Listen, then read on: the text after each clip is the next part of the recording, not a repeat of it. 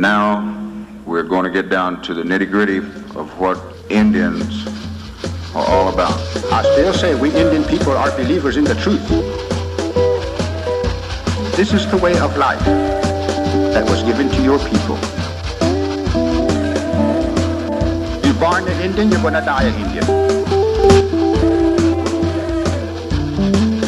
Indianness is a good life.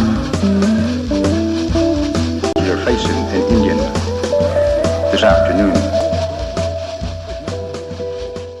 Good Saturday afternoon out there, everyone. I'm Jason Salzman. And I'm Neely Soodle. And welcome to your number one source for Native American television news. Native News Today. That's right. We have a great show lined up this week. Lots of things to talk about and as we continue with our changes here with the set. But a lot of changes going on around here as well. That's right. Unfortunately, we do start out with on a more serious note here, Yes. starting with the recent resignation of our second chief, Roger Barnett. And this also stems from a plea of guilty to a felony charge. And you also have a statement. Yeah, it's very unfortunate. I have a statement here that released from Principal Chief George Tiger, his exact words that I wanted to read to our citizens out there that wanted to hear from the chief on this matter. And they are, "It is with much regret that I report to the citizens of the Muscogee Creek Nation that Second Chief Roger Barnett has pled guilty to charges brought by the U.S. Attorney's Office and has resigned today with the effective date of October 9th. This administration allowed the legal and administrative process to take its course before making this statement to the citizens of our great nation. I ask that you pray for him and his family during this difficult time. It's a time that our actions and words as a nation shouldn't pierce the heart, but our actions and words be one of healing. As I stated previously, the nation will continue to exercise fiscal responsibility and adhere to all financial rules, policies, accounting principles, and the laws our nation has adopted to protect the integrity of our tribal funds. The resignation creates a vacancy that will need to be filled. According to the Muscogee Creek Nation Constitution, in the event of a vacancy of the office of Second Chief, an election shall be held within 60 days to fill the office of the Second Chief unless it happens within the last 6 months of the term, in which case the term would remain vacant until the next election. I have corresponded with the Election Board office to start the process of calling a special election. As soon as the details are finalized, I will relay the information to our citizens and issue a proclamation announcing the date. The nation has been challenged by this unfortunate situation. However, our strong communal values, established by strong traditions and culture, will allow us to endure. We are not just a corporate organization, but rather a family bound by our ties of our ancestors. As a nation, we will persevere just as our forefathers did and continue to be stronger than ever." And after reading the proclamation, just to let you know, or the statement there, the proclamation has been issued. I wanted to give some dates here and some information on that. The Second Chief filing period begins November 3rd, 4th, and 5th. That'll be daily, 9 a.m. to 12 noon, and then 1 to 4, and that's at the Tribal Conference Room. Now, also, Neely wanted to let everybody out there know that there's also going to be a primary election held. That will be December the 13th. And it's important to note, if a candidate in that primary election doesn't receive at least 51% of the vote, then there will be a general election. But if a candidate receives 51 or more percentage of the vote, there will not be a general election. There will just be that one there in December. So lots of great news out there to show about all, getting the information to the citizens as far as when they can vote and really getting voter registration up. We want to see that increase. So there's all that news too. And I want to remind everybody, absentee ballot deadlines November 20th, and they start mailing them out just a week later. So around the end of November, you'll be seeing those come into your mailboxes. Okay, so everything just right around the corner, and we want to keep our citizens and the viewers out there informed of all the goings on here at the Muscogee Creek Nation. Yeah, and like you said, also, it's unfortunate that we need to share news like this, but at the same time, got to keep our citizens involved in their government. Let them know what's going on, and also some of these important dates where we'll be putting a new second chief into office. So we've got that out there. We've also got lots of great things coming up to talk to you about on the show this week. You had a busy weekend and really got to get all dressed up and everything. Can't wait to see some of that footage. Oh yeah, we got that story coming up. The Hall of Fame Gala, all our inductees and everyone all dressed up looking awesome. It was a great night there, so you don't want to miss that. And it wasn't all just glitz and glamour, right? No, it wasn't. It did have a pretty strong meaning to it, absolutely. and so we'll tell you about that. For a great cause, and it's a great thing that they do every year. really funding that scholarship foundation. So it's a fun night.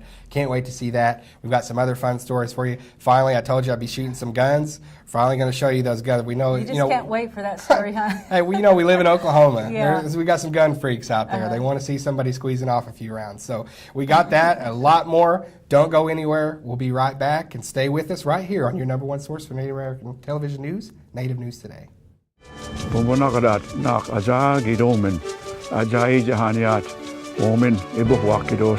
Daniel in Ogitskish, Bonshongi Benoat, Bomio, Boshomizatlish. Momesh, Harishongi go imongin, Hobidagi, Ani Omaga, Bomaha Hoye, Imongin Oma, Bonchomegigosh. For more information about Muscogee language preservation, please call us at 918-732-7724. I'm Principal Chief George Tiger of the Muscogee Creek Nation with my good friend Anthony Phillips. As a consensus All-American, an academic All-American, and a national champion at the University of Oklahoma, Anthony knows the importance of balancing the athletic and academic arenas. That's right, Chief. Statistics show that student athletes are more goal-oriented and are higher achievers in school. Success requires a balanced approach and plenty of support. The Muscogee Creek Nation supports our student athletes. I pledge to embrace and educate offenders in an effort to stop their abuse. I pledge to all women to love them, protect them, and teach them that violence does not belong in our communities and is not our tradition. I pledge to take full responsibility for myself and the women and children of the Muscogee Nation. I pledge to work courageously and audibly to fulfill this pledge for the rest of my life.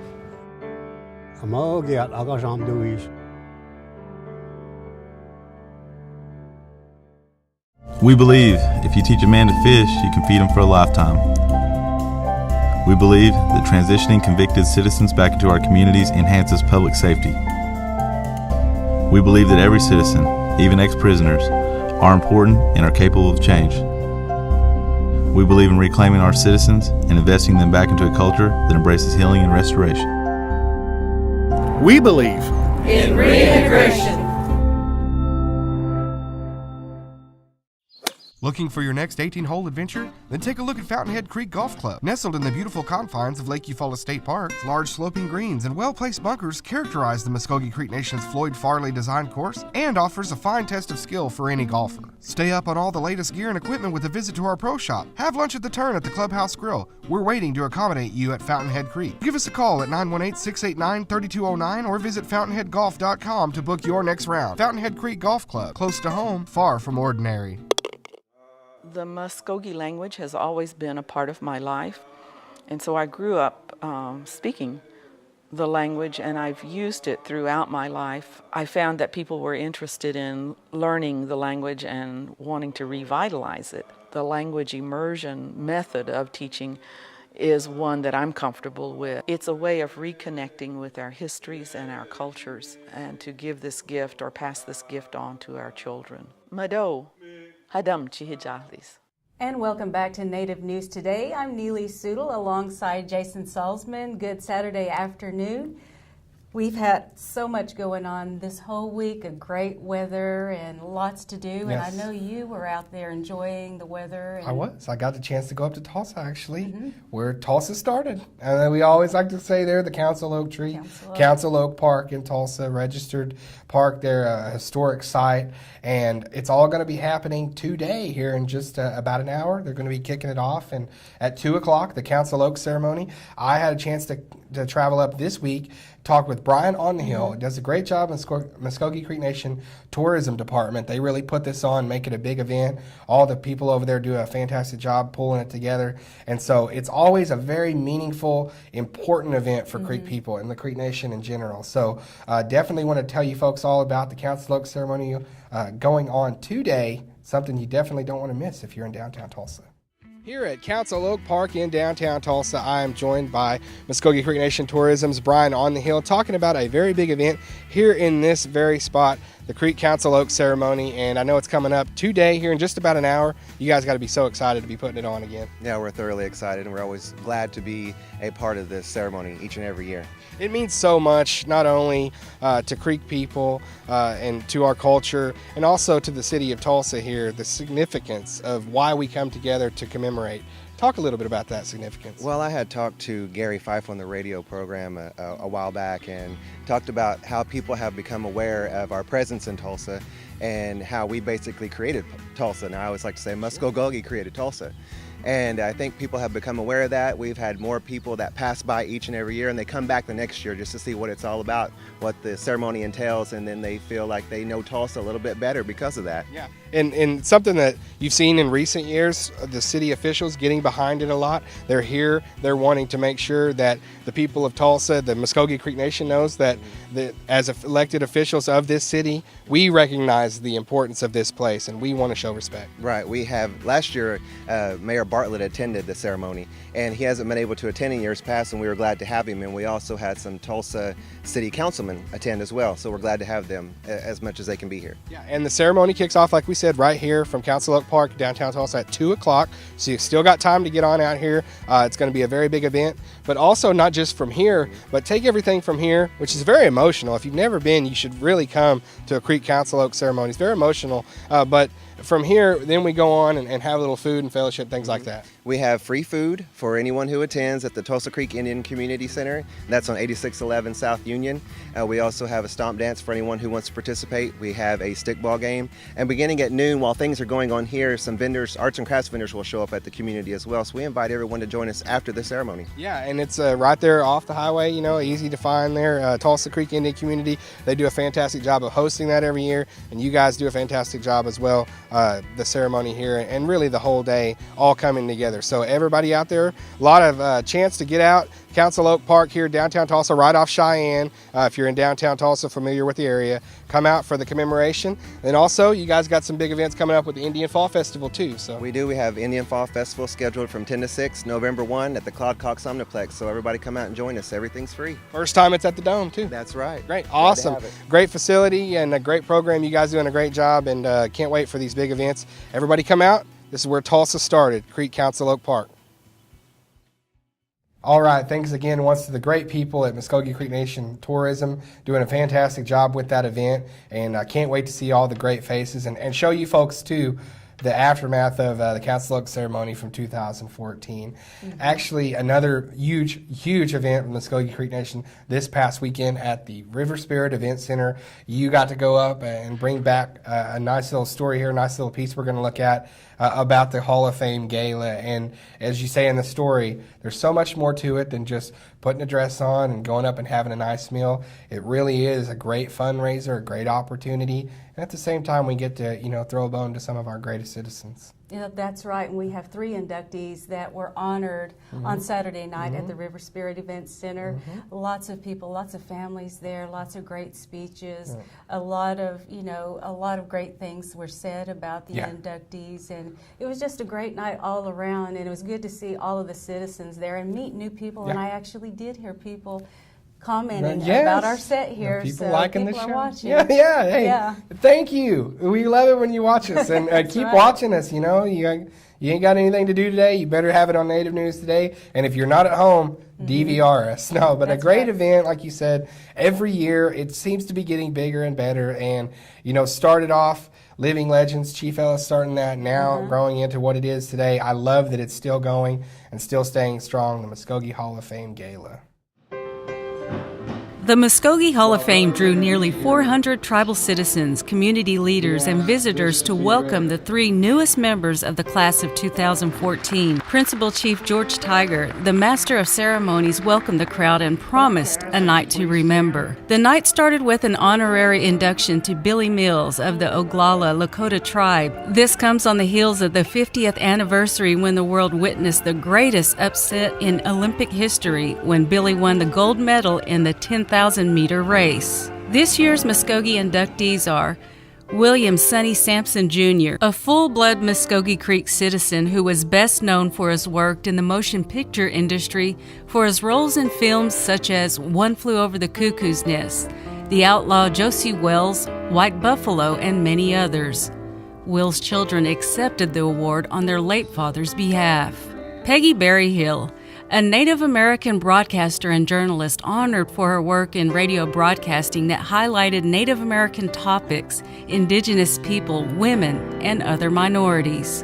Eli Grayson, a retired interior designer and home builder, served as president of the California Muscogee Creek Association from 2005 until 2013. Grayson's personal goal as president was uniting all Muscogee citizens living in California. He worked hard to bring Muscogee culture and history to creeks in the West Coast. The Muscogee Hall of Fame induction requires that the individual must have brought recognition to the Muscogee Creek Nation or have made outstanding contributions to the quality of life and development.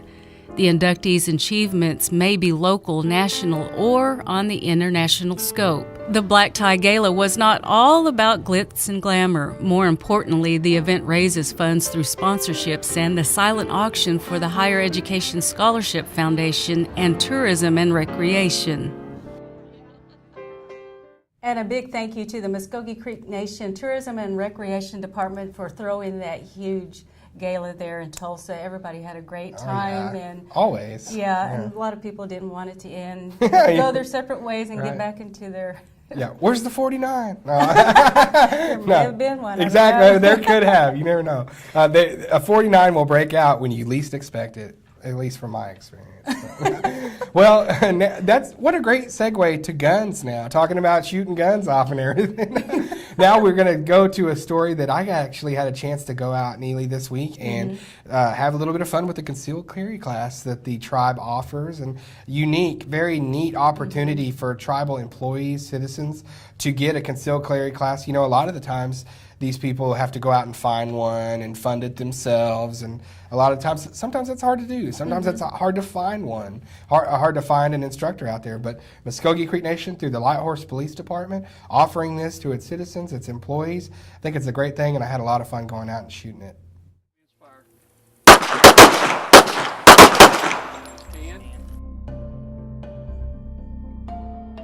We're here today presenting some training opportunities to some Creek Nation employees and tribal members with the Oklahoma Self-Defense Act. This is a concealed carry class that the students take. Once they complete this course, they'll be able to do a concealed carry in the state of Oklahoma and some reciprocating states across the United States. I work for Gaming Security out of Tulsa, and David Cook, our chief there, approached me and asked if we could present something like this. Well, I've already been licensed by the state to present this class. I'm also a CLEAT certified instructor, been CLEAT certified since 1978, and an NRA instructor. And I already had the license, so we thought, well, what a great opportunity. So we partnered with Light Horse, and Dennis Northcross there has compiled a list of tribal members and employees that are interested in receiving this training. And by using their training facilities and me as instructor, we, both Gaming Security and Light Horse are providing a unique opportunity for tribal members and employees, because we're not charging for this. They could receive this training elsewhere for $30 to $100 a person, and just a way to kind of give back to the tribe for their support for our organizations. The class includes about 4 hours of lecture on state statutes, on when to carry, how to carry the firearm, where they cannot carry it. Then includes a safety lecture involving home safety, range safety, general safety, and then there's a test. They have to pass the test with a 70% or more. If someone does not score 100%, then we review those test questions so that they have a full understanding of the safety rules. Then we go into a shooting fundamentals, includes stance, the grip of the firearm, the presentation, sight picture, breath control, trigger squeeze, trigger press, the reset on the trigger, etc. So they have a full understanding of how the weapon operates. They must have 100% participation in this class in order to complete the training portion of it. This afternoon we'll be firing 50 rounds of ammo in 4 different sessions for them to become familiar with the firearm. During that time, as an instructor, I'll be visually observing them for safety violations. They've been coaching on what not to do, so we're looking to make sure they don't put a finger in the trigger guard until they're on target, making sure they're not pointing the firearm at someone else, making sure when they're loading the weapon they're doing it in a safe, proper manner. Once they complete the training today, and I'm satisfied that they've done it safely, then they'll be issued a certificate that they present to their local sheriff's office, along with a couple of photographs, passport photographs of themselves, and an application for the Oklahoma State Bureau of Investigation. And a 5-year license for that costs them $100 plus about $25 for the sheriff's fingerprinting service. That gets shipped off then to the OSBI, Oklahoma State Bureau of Investigation, and they complete a thorough background. You can't have a felony, certain high misdemeanors, etc. People are prohibited from receiving the license. Again, the certificate they received today indicates they've completed the training, but they're not permitted to do concealed carry until they actually get their certificate or the license back from the state of Oklahoma. We intend, as long as the weather permits, we try to hold 2 days a month. And if anyone's interested, they can contact Dennis Northcross at Lighthorse, and Dennis will get you on the list. He's kind of doing the coordinating from that side. I do the training side. It's a win-win. Neither of us have to put a lot of work into it and take us away from our regular job. But again, our chief, Fixico from Lighthorse, Chief Cook from Security feel like it's a worthwhile effort. So here we are. And that'll wrap us up for another week's episode of Native News Today. Certainly hope that you've enjoyed looking back on some of the great things this week with us. Hall of Fame Gala, getting ready for the big Council Oak ceremony here in just about a half an hour out there in Tulsa. Lots of other things that we talked about, getting the info out there to our citizens, but also, Neely, a pretty neat little event that happened last weekend in a special place. Yeah, what a great Saturday it was, the Perryman Cemetery Commemoration. They're considered Tulsa's first family, and that's the Perrymans there. And they had a commemoration there. First of all, they were actually reviving the cemetery and placing headstones there. You can see some of the older ones that still haven't been replaced. There's also the brand new ones, and this all stems from a grant, a $10,000 matching grant from the Daughters of the American Revolution. And you can see some of the you got some old there. cavalry members out there. Our own J.D. Colbert there, as I see. Lots of people out and presenting the colors, and very, a very moving ceremony, I think. And as you can see, representing the Muscogee Creek Nation, J.D., the good thing about J.D. being there is that he knows so much information about that I guess you could say, settled Tulsa before it was really the city that it is now. And he knows about all those families that had those allotments, and you can see him kind of doing some education here, Tallahassee, Old Town, breaking down the Creek word and how it's 2 different words and putting it together, just a chance to educate, and then folks there really wanting to get together with the Muscogee Creek Nation to team up to talk about how special this place is and that family. And you know what, Neely, we've also done a bunch of stories with them here on Native News Today in our past. So yeah, that's right. And one thing I do want to add, and J.D. Colbert, he did mention to me that he is the grandson of one of the Perrymans, Ellen Perryman. So that's also a reason why they kind of asked him to step in and say a few words for the Muscogee Creek Nation and for the family. And he's very proud of the fact that, he's part of the family and part of the rich history of Tulsa and the Muscogee Creek Nation and the great ties that we have together. Yeah, and I've, talked with him before and had certain, conversations with him before where we went over the fact that, he knew all this information about the allottees in that area. And we stood at Riverwalk Crossing one day, I can remember, and J.D. was just sort of pointing out across the river at the different sections of land, and he was saying, this is who that's belonged to, this is who it was handed down to, and then it became this part as a Tulsa landmark as seen as now, where back then it was just Muscogee Creek Township, Muscogee Creek land parcels. So really neat, and back then, like he was telling me, those people just thought of it as their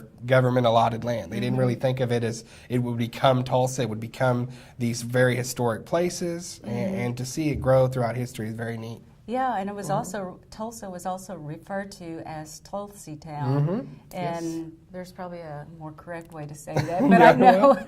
Well, yeah, I didn't want to try it. I was going to let you try it. No, yeah, it's one of the things that, you know, when we came, the Muscogee Creek Nation, and you know, we saw that area, and as we talked about earlier with the Council Oak, this was going to be home, you know, and you know, no matter what the circumstance to get here, this was our place, and the Lojaboga people planting there at the Council Oak became a very big history of this great city that we know now in Tulsa, and probably the second most recognizable city in our great state. Yes, that's and right. so it's a wonderful thing, and it's a great metropolis area now, but back then it was, like you said, a collection of Muscogee Creek allotted land that grew into this great city. So. And one of the headstones that were replaced, well, actually, one of the former Creek chiefs got his first headstone with this new grant. So his name was Legis Perryman. Legis Perryman. Yeah, and so first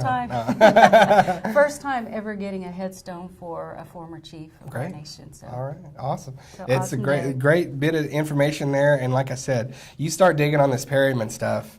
It's like a Muscogee Creek encyclopedia, history book, and the same thing with Council Oak. We certainly hope that you had a great time with us today, looking back and getting ready for Council Oak here in just a few moments, and then also the great history of this Perryman Cemetery and that family. But we have so many great things to share with you this week, and also next week you're going to want to stay in tune with us. We're always doing some new things here on the show, and so for that you got to stay tuned, and they don't just have to catch us right here on CW12.